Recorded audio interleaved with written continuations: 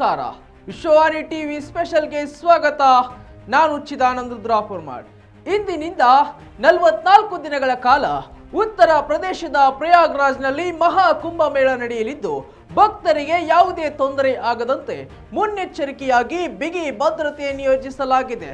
ಅದಕ್ಕೆ ಚಕ್ರವ್ಯೂಹ ಎಂದೇ ಹೆಸರಿಡಲಾಗಿದೆ. ಏನಿದು ಚಕ್ರವ್ಯೂಹ ಅಂತೀರಾ? ಬನ್ನಿ ಹೇಳ್ತೀನಿ ಕೇಳಿ.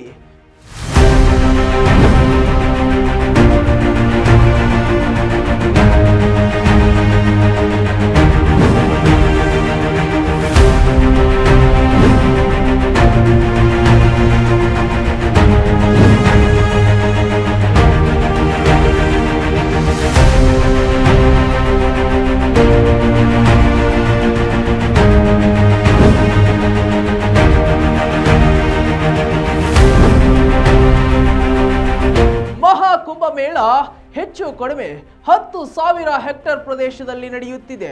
ಅಂದ್ರೆ 100 ಚದರ್ ಕಿಲೋಮೀಟರ್ ಪ್ರದೇಶದಲ್ಲಿ ಐತಿಹಾಸಿಕ ಧಾರ್ಮಿಕ ಕಾರ್ಯಕ್ರಮ ನಡೆಯುತ್ತಿದೆ. ಲಕ್ಷಾಂತರ ಭಕ್ತರು ದೇಶ ವಿದೇಶಗಳಿಂದ ಆಗಮಿಸುತ್ತಿದ್ದಾರೆ. ಎಲ್ಲರ ಯೋಗಕ್ಷೇಮಕ್ಕೆ ಆದ್ಯತೆ ಕೊಟ್ಟಿರುವ ಉತ್ತರ ಪ್ರದೇಶದ ಸರ್ಕಾರ ಹಿಂದೆಂದೂ ಕೇಳರಿಯದ ರೀತಿಯಲ್ಲಿ ಭದ್ರತಾ ಕ್ರಮಗಳನ್ನ ಕೈಗೊಂಡಿದೆ. ಅದರ ಮಾದರಿಯೇ ಈ ಚಕ್ರವ್ಯೂಹ. ಅಂದ್ರೆ 10,000 ಹೆಕ್ಟೇರ್ ಪ್ರದೇಶದ ಸುತ್ತಲೂ ಪೊಲೀಸರ ಹದ್ದಿನ ಕಣ್ಣು. ಯಾವುದೇ ಅಹಿತಕರ ಘಟನೆ ಅಥವಾ ಅಂತಹ ವ್ಯಕ್ತಿ ಮಹಾಕುಂಭ ಮೇಳ ನಡೆಯುವ ಪ್ರದೇಶದ ಒಳಗೆ ನುಸುಳಬೇಕಂದ್ರೆ ಈ ಚಕ್ರವ್ಯೂಹನ ಭೇದಿಸಲೇಬೇಕು. ಒಂದಲ್ಲ ಎರಡಲ್ಲ, ಸುಮಾರು 5 ಹಂತಗಳಲ್ಲಿ ಪರೀಕ್ಷೆಗೆ ಒಳಪಡಿಸಲಾಗುತ್ತದೆ. ಬಹು ಹಂತದ ಇಂತಹ ಭದ್ರತಾ ವ್ಯವಸ್ಥೆಯನ್ನ ನಿರ್ಮಾಣ ಮಾಡಿರುವ ಕಾರಣ ಇದನ್ನ ಚಕ್ರವ್ಯೂಹ ಎಂದೇ ಕರೆಯಲಾಗುತ್ತದೆ. ಚಕ್ರವ್ಯೂಹದಲ್ಲಿ NSG, UP police, UP ATS ಮತ್ತು ಪಿಎಸ್ ಗಳಿಂದ ಭದ್ರತೆ ಒದಗಿಸಲಾಗಿದೆ. ಗಾಳಿ, ನೆಲ ಅಥವಾ ನೀರಿನ ಮೂಲಕ ಯಾವುದೇ ದಾಳಿಗಳು ನಡೆದರೂ ಪ್ರತಿರೋಧಕ್ಕೆ ಈ ಚಕ್ರವ್ಯೂಹ ಪಡೆ ಸಿದ್ಧವಾಗಿದ್ದು, ವಿಶೇಷವಾಗಿ ದೇವಸ್ಥಾನ ಹಾಗೂ ನಾಗಾ ಸಾಧುಗಳ ಅಖಾಡಗಳ ಸುತ್ತ 7 ಮಾದರಿಯ ಭದ್ರತಾ ವ್ಯವಸ್ಥೆಯನ್ನ ನಿಯೋಜಿಸಲಾಗಿದೆ. ಕೇವಲ ಈ ಪ್ರದೇಶದಲ್ಲೇ ಸುಮಾರು 37,000 ಪೊಲೀಸರನ್ನ ಹಾಗೂ 14,000 ಹೋಮ್ ಗಾರ್ಡ್ಸ್ಗಳನ್ನ ನಿಯೋಜಿಸಲಾಗಿದೆ.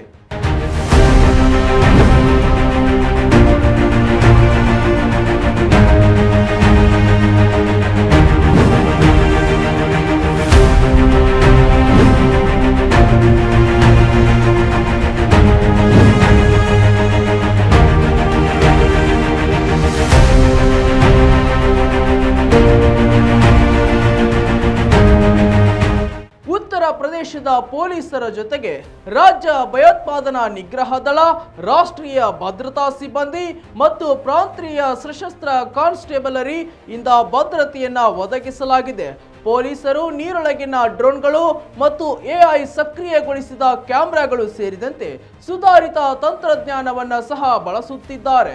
ಕುಂಭ ಪ್ರದೇಶದ ಸುತ್ತಲೂ ಒಟ್ಟು 27,000 ಎಐ ಅಂದ್ರೆ ಕೃತಕ ಬುದ್ಧಿಮತ್ತೆ ಕ್ಯಾಮೆರಾಗಳನ್ನ ಸ್ಥಾಪಿಸಲಾಗಿದೆ. 113 ನೀರೊಳಗಿನ ಡ್ರೋನ್ಗಳು ಜಲಮಾರ್ಗಗಳನ್ನ ಮೇಲ್ವಿಚಾರಣೆ ಮಾಡುತ್ತಿವೆ. ಈ ಡ್ರೋನ್ಗಳಿಗೆ ರೇಡಿಯೋ ಫ್ರೀಕ್ವೆನ್ಸಿ ಐಡೆಂಟಿಫಿಕೇಶನ್ ತಂತ್ರಜ್ಞಾನ ಹೊಂದಿರುವ ರಿಸ್ಟ್ ಬ್ಯಾಂಡ್ಗಳನ್ನ ಒದಗಿಸಲಾಗಿದೆ. ಇದರ ಸಹಾಯದಿಂದ ಮೇಳದಲ್ಲಿ ಯಾರಾದರೂ ಕಳೆದು ಹೋದಲ್ಲಿ ಅವರನ್ನ ಈ ತಂತ್ರಜ್ಞಾನದ ಮೂಲಕ ಟ್ರ್ಯಾಕ್ ಮಾಡಲಾಗುತ್ತದೆ. ಮೊದಲೇ ಹೇಳಿದ ಹಾಗೆ ಈ ಮಹಾಕುಂಭ ಮೇಳ 10,000 ಹೆಕ್ಟೇರ್ಗಳ ವಿಶಾಲ ಪ್ರದೇಶದಲ್ಲಿ ನಡೆಯುತ್ತಿದೆ. ಕುಂಭಮೇಳದ ಯಶಸ್ಸಿಗಾಗಿ ಉತ್ತರ ಪ್ರದೇಶದ ಸರ್ಕಾರ ಈಗಾಗಲೇ 9,000 ಕೋಟಿ ಅನುದಾನ ನೀಡಿದೆ.